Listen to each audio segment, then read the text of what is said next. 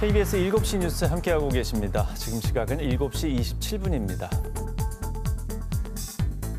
고령 운전자의 교통사고가 사회적으로 문제가 되고 있습니다. 우리 지역은 이 부분에 대해서 좀 더 고민이 많을 것 같은데요. 오늘은 도내 고령 운전자의 현황과 사고 예방 요령에 대해서 알아보겠습니다. 도로교통공단 안전교육부 이우혁 교수 함께하겠습니다. 어서 오십시오. 네, 안녕하십니까. 네, 반갑습니다. 강원특별자치도는 이미 초고령 사회이다 보니까 이 강원도의 우리 고령 운전자가 상대적으로 더 많을 것 같고 교통사고 현황도 조금 더 심각할 것 같은데 어떻습니까?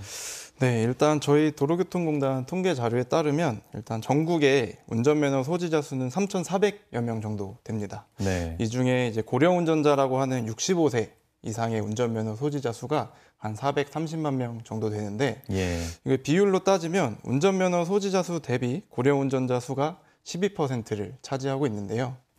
앵커님께서 질문해 주신 저희 강원도의 고령 운전자 현황을 보면 강원도의 운전면허 소지자 수가 100만 명 정도 되거든요. 근데 이제 그 중에 고령 운전자 운전면허 소지자 수가 16만 6천 명으로 고령 운전자 비율이 16.3% 수치를 나타내고 있습니다. 네. 이 수치는 전국에서 두 번째로 높은 수치입니다. 경북도 높은데 거의 비슷한 상황이군요. 네. 고령 운전자들의 교통사고 뉴스가 또 종종 나오지 않습니까? 과거에 비해서는 이 고령 운전자들의 교통사고가 수치가 좀 어떻게 변하고 있습니까? 네, 전체 교통사고는 지금 매년 줄고 있습니다. 네. 그런데 이 전국 고령자 교통사고는 코로나 바이러스가 유행했던 2020년을 제외하고 계속 증가하고 있습니다. 특히 강원도의 경우에 고령 운전자로 인해 발생한 교통사고는 한 6천여 건으로 203명이 사망하고 9,737명이 다쳤습니다. 전국적으로 고령 운전자 교통사고가 차지하는 비율이 약 15% 정도가 되는데 저희 강원도는 18%로 조금 더 높게 나타나고 있습니다. 네. 특히 이제 고령화로 인해 고령 운전자 수가 매년 증가하고 있는 만큼 고령 운전자 교통사고는 아마 지속적으로 증가할 것으로 예측이 됩니다. 그 고령 운전자들의 사고 유형이 그 일반 다른 운전 사고에 비해서 조금 다를 부분도 있을 것 같은데 사례가 어떤지 좀 설명을 해주시면 좋을 것 같습니다. 네, 일단 운전은 이게 육체적 또 정신적으로 이제 복합 기능이 유기적으로 연계되어 수행되는 굉장히 복잡한 행동입니다. 거의 고령 운전자는 이제 정상적 노화로 인해 신체적 기능뿐만 아니라 이 인지 처리 과정이 느려지고 또 둔감해집니다.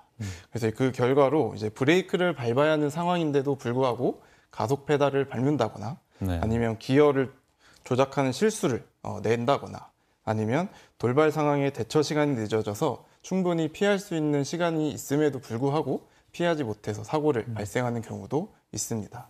인지 능력 저하가 좀 대부분일 것 같은데 춘천에서도 얼마 전에 또 안타까운 사고가 있었기 때문에 또 많은 분들이 관심을 가지고 있는데요.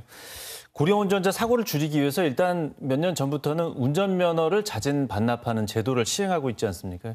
근데 잘 안 된다는 뉴스가 많던데 실제 어떻습니까? 네, 일단 운전면허 자진 반납 제도가 2018년부터 이제 본격적으로 시행이 됐는데 이제 각 지자체별로 이제 운전면허를 반납하신 어르신들에게 10만 원에서 30만 원 정도의 인센티브를 이제 주고 있습니다.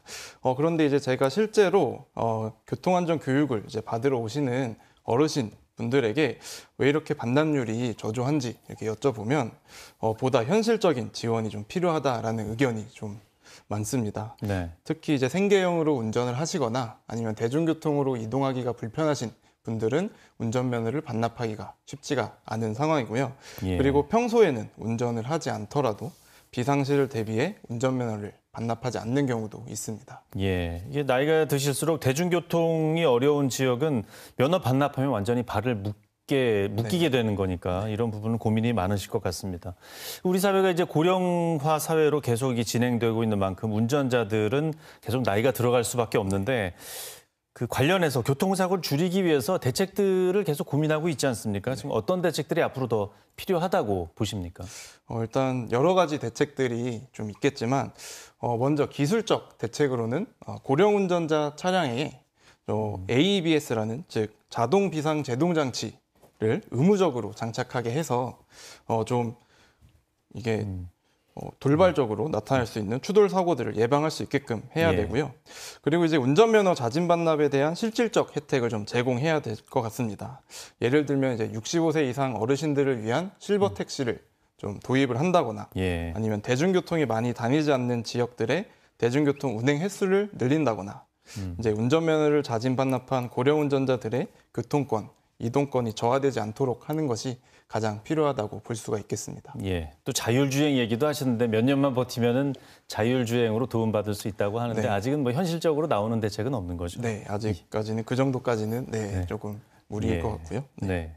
고령 운전자라고 할지라도 불가피한 상황이 있지 않습니까? 뭐 생계형이라든가 이런 부분은 참 어려운데 그렇다면 이제 교통사고를 지금 현실적으로 예방할 수 있는 어떤 방법 이런 것들이 있으면 좀 더 자세히 설명을 해 주시죠. 네.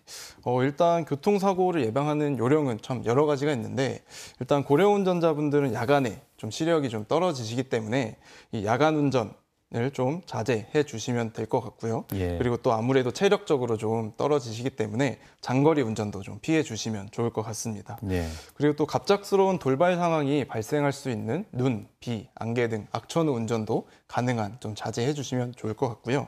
그리고 이제 복용 중인 약물이 있다면 운전에 영향을 끼치는지 의사나 약사에게 좀 상의를 하시고 운전을 하시면 좋을 것 같고요. 네. 그리고 이제 앞차와의 또 충분한 안전거리를 좀 유지하는 것도 굉장히 또 좋은 방법일 수가 있겠습니다. 네. 네, 그리고 또 아무래도 이제 노화로 인해서 좀 청력이 좀 약해지실 수가 있기 때문에 차량 내부의 소음을 좀 자제를 시키고 그다음에 바깥의 상황을 빨리 인지할 수 있도록 그런 환경을 좀 마련해 주시는 게 좋고요. 어쨌든 최선의 방법은 운전에 굉장히 집중할 수 있는 그런 환경을 좀 만들어 주시는 게 가장 좋은 대책일 것 같습니다. 예. 고령 운전자들을 위해서 뭐 검사하는 뭐 제도라든가 이런 것들도 조금 지금도 분명히 현행적으로 운영되고 있는 제도들이 있죠. 네, 지금 현재 저희 공단에서 이제 만 75세 이상 어르신분들은 적성 검사 받기 전에 반드시 고령 운전자 교통안전 교육을 의무적으로 받게끔 그렇게 법으로 제도화가 되어 있습니다. 도로교통공단에서도 여러 가지가 있군요. 그러면 올바른 운전 문화를 도입하기 위해서 도로교통공단에서는 또 어떤 것들을 운영하는지 좀 자세히 설명을 해주시죠. 일단 저희 도로교통공단에서는 다양한 이 고령 운전자 교통사고 예방을 위한 다양한 교통안전 교육을 실시하고 있습니다.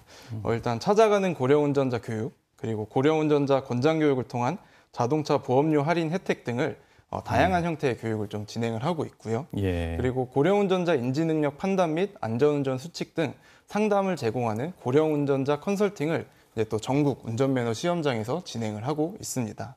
그리고 이제 2016년부터는 이제 유관기관하고 좀 협력을 해서 이제 이제 교통안전 베테랑 교실을 운영을 해오고 있는데요. 이 교통안전 베테랑 교실에서는 고령 운전자의 안전운전 습관 형성 교육, 그리고 이제 지역 사회의 교통안전 문화 전파를 위한 교통안전 캠페인 활동 등을 진행하고 있습니다. 예, 일단 현실적으로 가장 효과가 있는 건 교육이고 또 그 교육을 통해서 스스로 판단을 하는 게 제일 좋을 것 같습니다. 네, 오늘 말씀 잘 들었습니다. 고맙습니다. 네, 감사합니다.